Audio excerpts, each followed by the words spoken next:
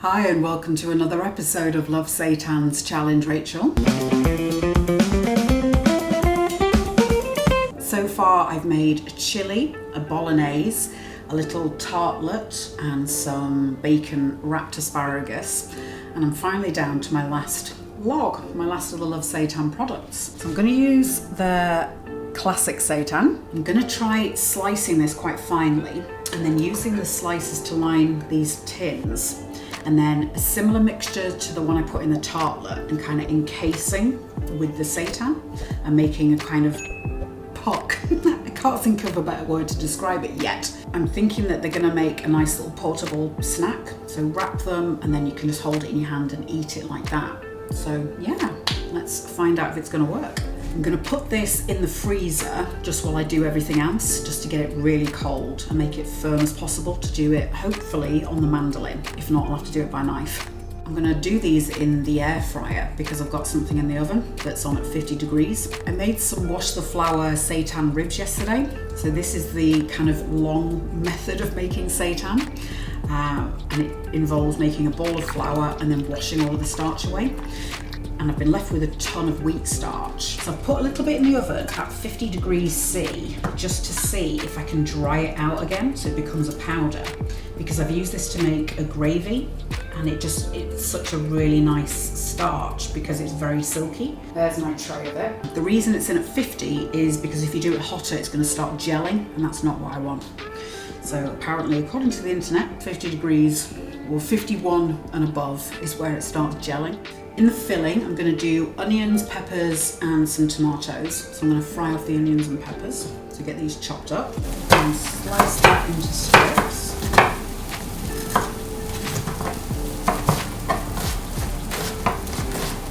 We have a Cleo! Hello, Cleo! Once the peppers got a bit of colour on them and they're starting to go a bit translucent, I'm going to sprinkle in maybe 1/4 of a teaspoon of demerara sugar, just to help give a really nice lovely sweetness, a bit of kind of candied caramel kind of flavour.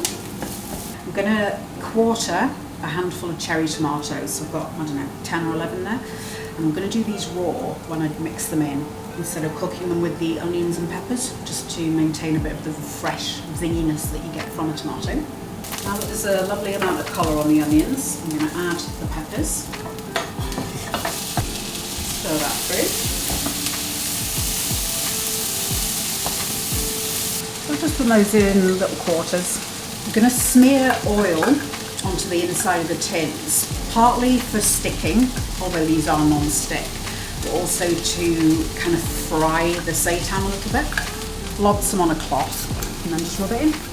The peppers have had maybe 4 or 5 minutes. They have still got a nice bit of crunch to them, but there isn't a ton of moisture in them, so that's not going to flood out into the filling. So at this point, just give it a good old stir, lift off anything from the bottom, and then I'm kind of spreading it in an even layer, and I'll push that to the side to let it cool down.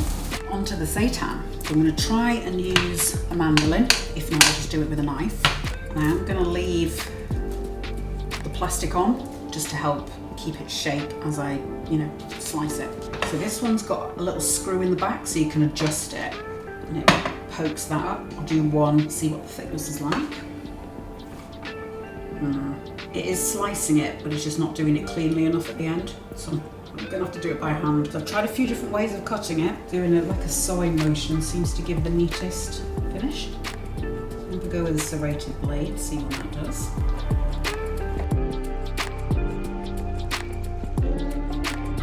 I'm going to try lining one, see what happens. Overlapping the bottom and some overlapping the top, so that I can completely enclose it.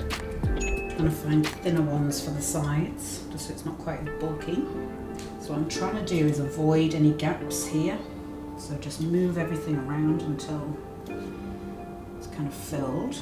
I'd planned on encasing the whole thing, but I just don't think that's going to work quite the way I wanted it to. So that's fine, we'll do it as like an open tart kind of thing. There we go. And then I'll pour the omelette mixture in there. So repeat another 3 times. To see the full Love Seitan range and get 10% off your first order, head to loveseitan.com and use code chaotic10. I filled all of my cases. I managed to get 4 plus some for eating. So I'm going to make the mixture. So I've got, well, it's a scant cup. It's about 100 grams of chickpea flour, gram flour, you'll see it called sometimes. What I'm going to do is just press it to get rid of some lumps, because they can be a bit of a pain to whisk out. A good shake of garlic powder, quarter teaspoon, half teaspoon maybe. Half a teaspoon of onion granules, good pinch, maybe a teaspoon of mixed herbs, a bit of black pepper, a bit of salt. The seitan, it has got a nice amount of seasoning, so I don't want it too salty in there. Half teaspoon of baking powder. This is to give it a bit of lightness, a bit of fluff. It's going to be a bit more kind of omelette, tortilla kind of texture rather than a tofu. I'm going to put some black salt. I think it's called kala namak. It's a salt with a really high sulfur content, so it smells eggy. So that's to kind of mimic that omelette vibe. So just a little pinch of that. I shouldn't have put so much salt in. Although this has less of an intense saltness. I don't know how else to explain it, but powdered that down. Dip it in. Mix that together. And then pour in, again, a scant cup of water. So as long as it's the same volume. Just give this a really good whisk for a minute or two. And it'll start thickening. So it's that kind of consistency. I'll drop in the tomatoes and then stir in the peppers and onions. Mix that together. Change of plan with the starch. It started fermenting in there, it's bubbling. So I've sort of inadvertently made a sourdough starter.